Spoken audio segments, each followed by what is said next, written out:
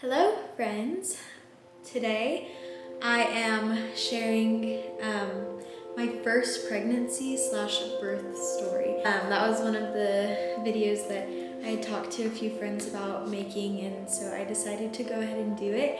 It's crazy because it's literally been 3 years since my first pregnancy, 2 years since my first birth, so it's definitely been a while, but it's funny how now being pregnant, as I get closer to delivery, the more I think about postpartum and the more I think about my first pregnancy and the delivery and everything like that. So as much as it's been a while, it also feels so near and so close to my heart because of the season of life that I'm in right now. So it's still fresh on my mind, fresh on my heart, and thankfully I had bought this little journal that was like my postpartum journal that kind of walked me through my pregnancy and delivery, so I've been able to look back at that, and I'm going to read a few things from here, but also just kind of walk through the pregnancy as a whole, and then obviously the birth as well. So I guess I should start off by just kind of having a little disclaimer. I definitely did have a high-risk pregnancy, and then postpartum I found out some things that were quite traumatic. So I want to start with that. If you are somebody who has dealt with vulnerable subjects such as miscarriages or stillbirths or just traumatic pregnancies or deliveries in general, definitely want to warn you before further listening. I want to make sure your heart is protected, but I also want to share my story. So if this is not the right time, please just go ahead and log off and come back whenever, if you ever feel led to watch this. But if you don't watch it, I will not be offended, and I totally understand not being able to watch something because of the way it affects your heart in that season. Wanted to start with that disclaimer, but then I wanted to just kind of step into the timeline of whenever I first got pregnant. So with my first pregnancy, it was in April of 2020. So pretty much right when COVID started. Everything had moved to online. I was still in school, but everything was online. And so I had morning sickness up until like 18 weeks, but really I was at home throughout the whole part of that. And then I graduated probably around 12 weeks. And so I was able to tell my friends that I was pregnant and all of that and kind of celebrate with my graduating class then. But as soon as I was done graduating, I had like nothing lined up except for realizing I was pregnant. At that time, we were volunteer youth pastors, and we thought we were going to be stepping into paid ministry, but we unfortunately were not able to because of COVID and everything that was going on with that, which was totally understandable, but also like a huge wrench in the plan. And so because of that, I really had nothing on my radar. I was working a small part-time online job. Jacoby did find a job that was unexpected, and it was such a blessing, but it was a 12 hours a day shift, and because we were saving all we could, he was working as much as he could, and we only had one car. So that meant I was at home, stuck in my apartment, alone for really the first 2 trimesters. And that was really difficult because it was during COVID, and everybody was so afraid, everybody was so worried. I was worried, I was nervous to go out and get sick and all that stuff. So it was definitely a season of intense loneliness, and also a season of like, what just happened? Like, I went to school for 3 years to do this specific thing. This specific thing is not on the radar, which is fine, but what am I doing? What is life gonna look like? How am I gonna be a mom? Because we definitely can't afford to be like a stay-at-home mom, but I also don't have any jobs or family that can help me with whenever I do have a job, whenever this baby comes. So it was a very, very trying season. I just kind of honestly got super depressed during it. It was really hard. But I came home for a gender reveal, And at that gender reveal, one of my mom's closest friends was like, why? Like, tell me why you're not coming home, or like, what's going on? Like, do you have a future there? What do you feel like? Like, she was just trying to understand my heart. And I think having somebody completely from the outside just step in and be like, hey, you don't have to stay. Like, there's other options and other ways of support. It kind of opened Jacoby and I's eyes to realizing like, wow, we actually really don't have that much support in Arizona.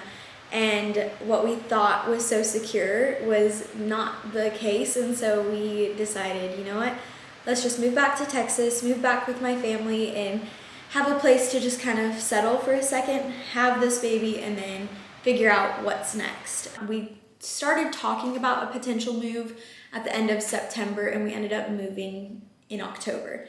And it's just crazy because I see God's hand on it now. Like, looking back, I'm like, wow, God really, really was protecting us, because we ended up moving back to Texas. And then in November, I started developing this thing where I was extremely itchy. It sounds very like, I'll just get over it, put some lotion on it, dry skin problems. Like, it sounds very minimal, but guys, it was the worst pain I've experienced not as bad as labor and delivery, but it was definitely terrible. Like, my body itched so bad.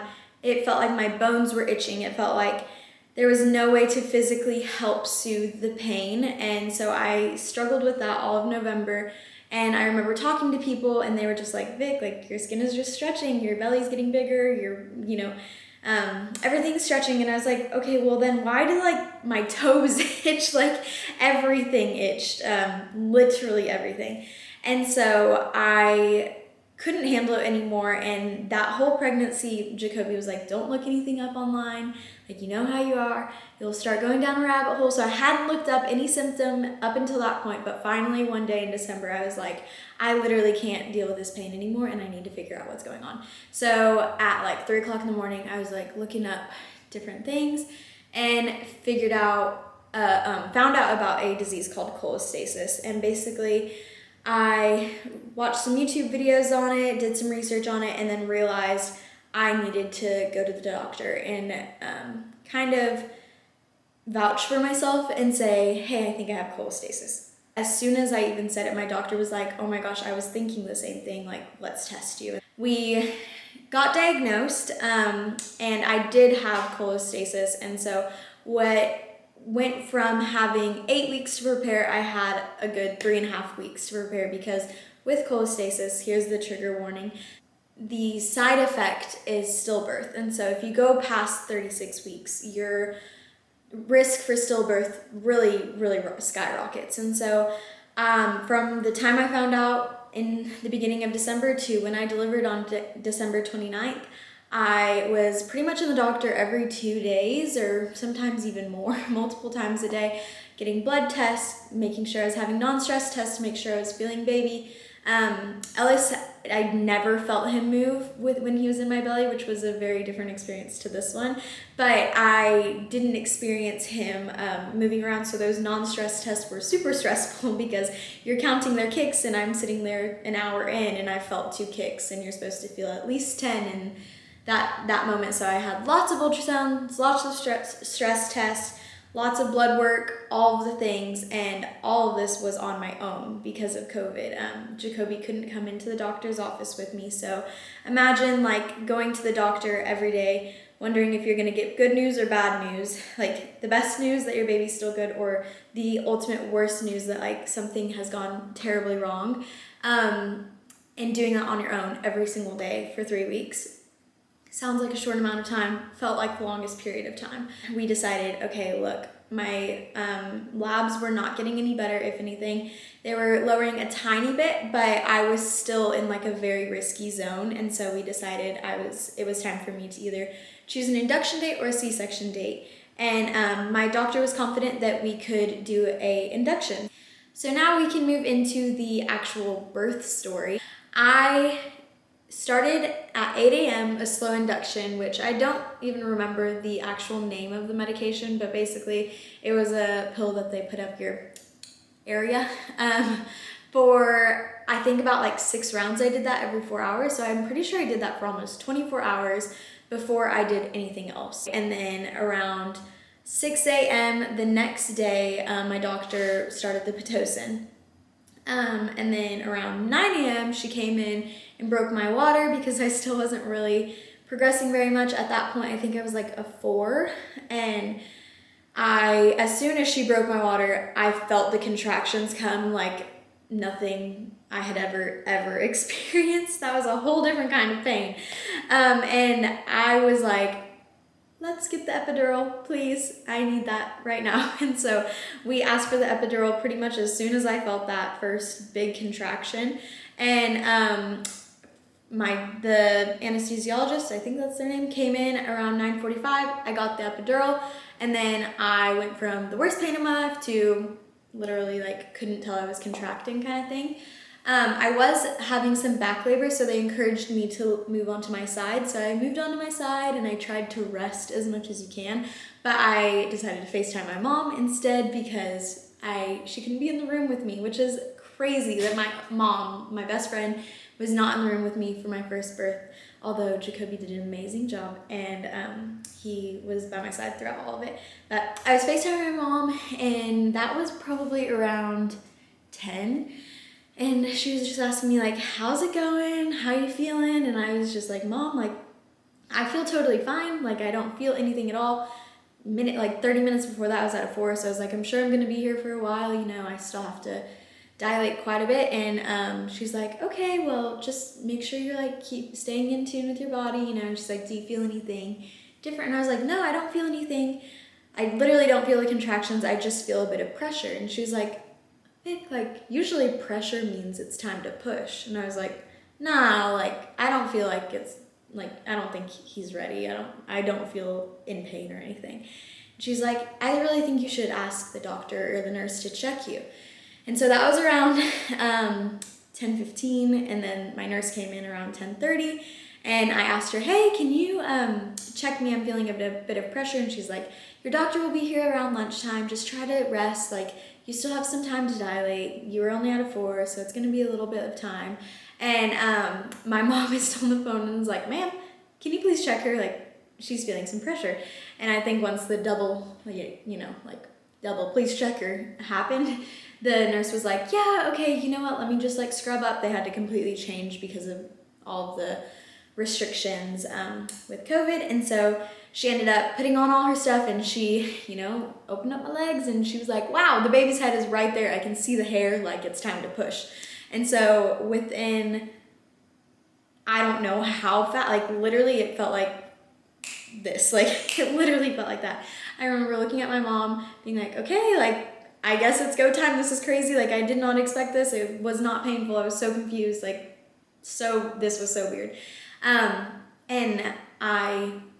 One second, Jacoby just got home.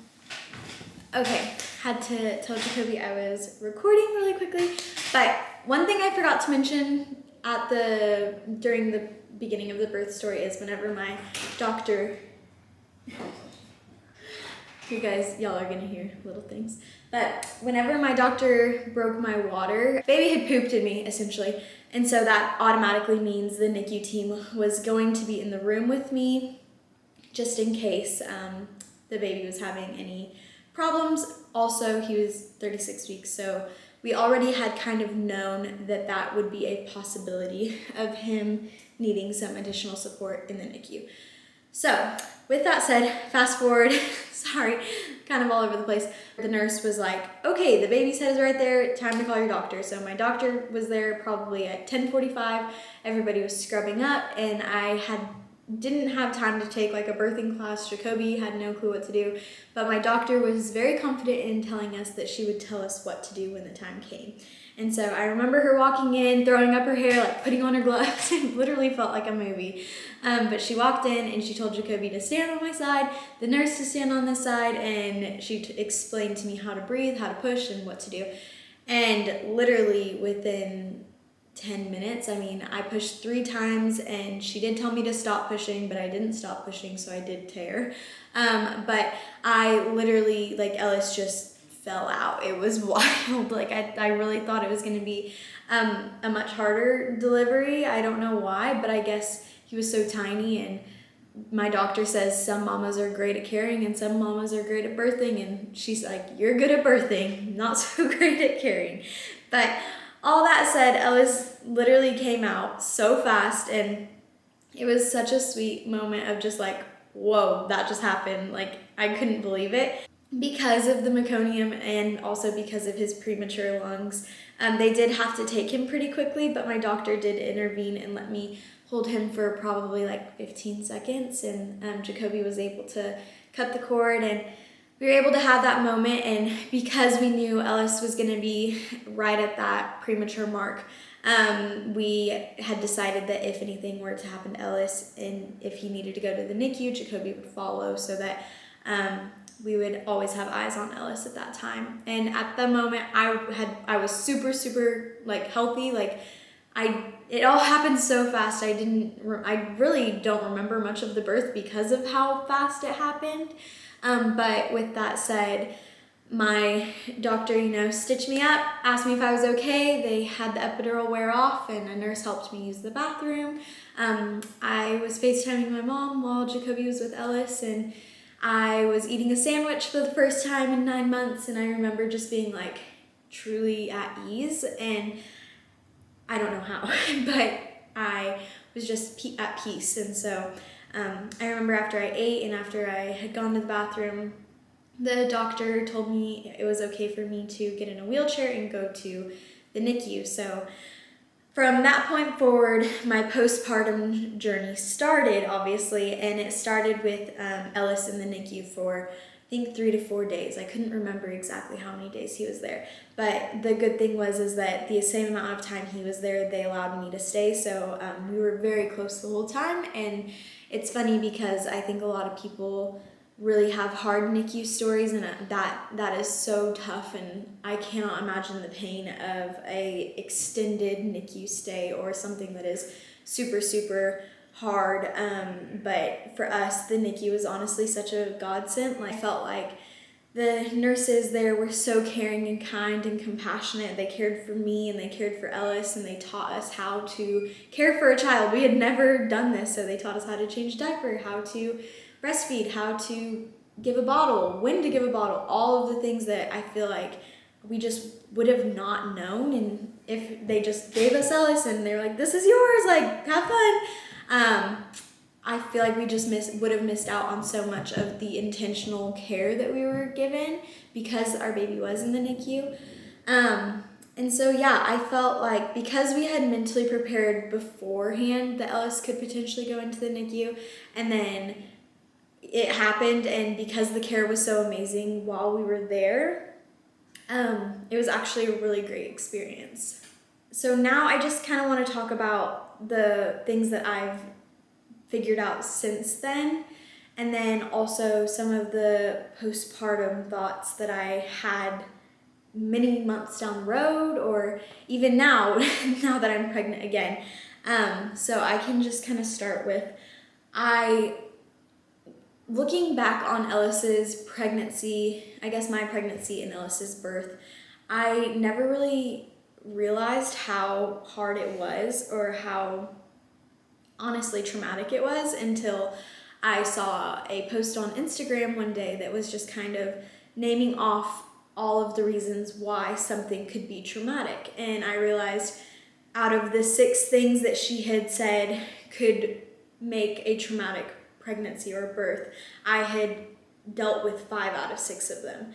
And it really didn't hit me until I was pregnant with this second little baby, that it was actually a really difficult pregnancy, and it was even difficult postpartum realizing things. And so one of the things that was the most difficult was that multiple months later, we had gotten all of our bills into the mail. Basically, we opened them up and it has an itemized amount for every single thing that had happened. And one of the things was, the first thing on the thing was infant resuscitation, which basically we called and figured out that Ellis had to be resuscitated whenever he was in the NICU. And we didn't know that. Like, we had never been told that, which was a little bit sad because we had, I don't know, it was just something that I guess maybe Jacoby was helping me get to my room or something. It had to have happened in the small amounts of moments when we weren't there. But after hearing that, I remember when Ellis was born, the NICU nurse looking at me and assuring me that it would be okay, but then at the same time looking at his team and telling his team, this doesn't look good, this doesn't look good. So I don't even know if maybe it happened then. All that to say, that was a huge pill to swallow, and it was definitely something that made us think like, oh gosh, like we really need to be more intentional with our second one about understanding like what's going on, what medication they're giving this baby, what medication they're giving me, what am I saying yes to, what am I saying no to, like all of those things. So that was definitely something that we learned postpartum that has been a little bit more difficult to swallow. But then also one thing that I dealt with postpartum is actually in my postpartum journal. And so the question that was asked was, what else do you want to remember about your pregnancy? And I actually might cry because the first time I read this, I did cry, but I wrote, I want to remember how brave I was. I did a lot of the journey alone. Oh my gosh. Jacoby was at work and I had lost my job. Then we moved and all of my appointments were alone. My doctor was absolutely incredible, but I was so scared of bad news, although I handled it with grace. It went so fast, and I did enjoy my pregnancy because I proved to myself that I could do it and I could do it well. And I just, like, when I read that, I literally couldn't, I guess it was like one of the first times I realized like, oh my gosh, like that was hard. And Ellis brave, my boy came out so brave, but like also I was so brave in that moment. And I feel like this is a little bit of me tooting my own horn, but it is crazy that like I didn't even realize how hard that season of pregnancy and being alone and depression and literally not having anybody, literally not being able to get out of my house, literally being stuck at home, and then moving here and then finding out I was diagnosed with something that was very intense, to finding out that after my son was born, he had to be resuscitated, and all of the things on top of just like the normal postpartum thing that is very heavy in and of itself.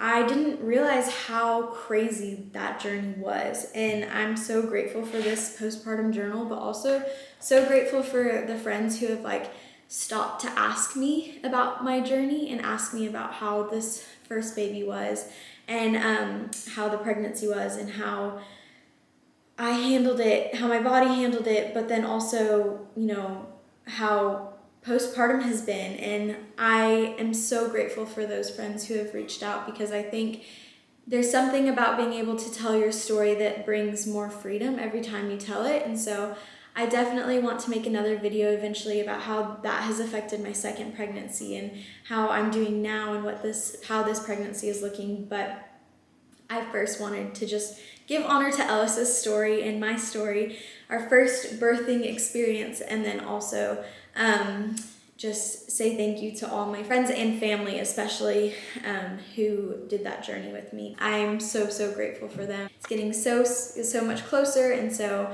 I'm really excited to capture those postpartum thoughts again so that I can kind of just remember all the things that happened with Johnny, and then also just be so, like, every time I read this now, I'm filled with so much like joy and gratitude, but also like strength and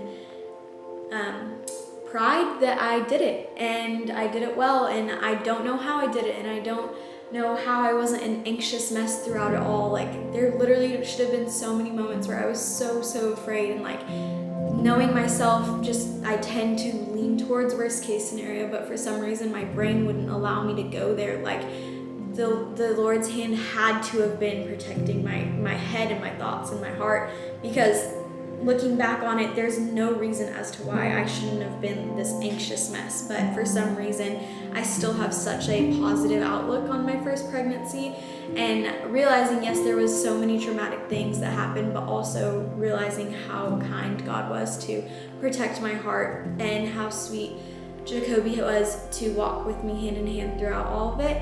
Has brought so much healing, and I hope that in me sharing my story, you find yourself within it, whether that being if you have struggled with depression during your pregnancy, or if you had a traumatic pregnancy, or if you're walking through cholestasis, or if you find out something postpartum, or you are dealing with something that is hard in general, I just hope you know that the Lord is carrying you, and that there's going to be days where you look back and you're like, wow, I made it through, and I'm so proud of myself.